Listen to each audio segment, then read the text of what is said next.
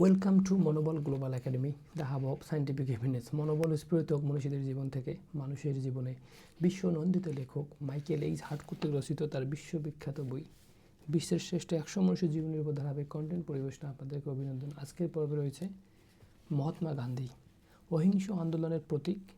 1869 সালে 2 অক্টোবর তিনি জন্মগ্রহণ করেন। আইন পড়ার জন্য তিনি ইংল্যান্ডে যান এবং পরে কাজের জন্য দক্ষিণ আফ্রিকায় প্রস্থান করেন। আইন পড়ার জন্য তিনি ইংল্যান্ডে যান এবং পরে কাজের জন্য দক্ষিণ আফ্রিকায় অবস্থান করেন। সেখানে তিনি প্রথমে বর্ণ বৈষম্যের শিকার হন, যা তার জীবনের মোড় ঘুরিয়ে দেয়।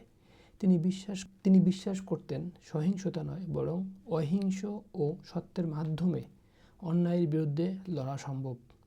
এই দর্শনকে বলা হয় সত্যাগ্রহ।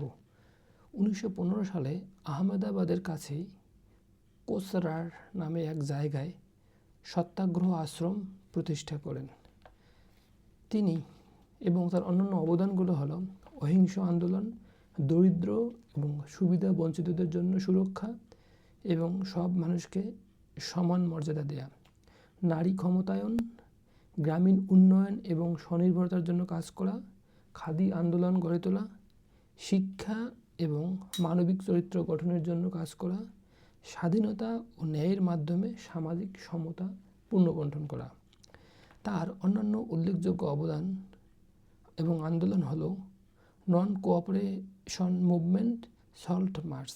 তার নেতৃত্বে ভারত ধীরে ধীরে স্বাধীনতার পথে এগিয়ে যায় এবং তিনি হয়ে ওঠেন বিশ্বজুড়ে শান্তি ও মানবতার প্রতীক।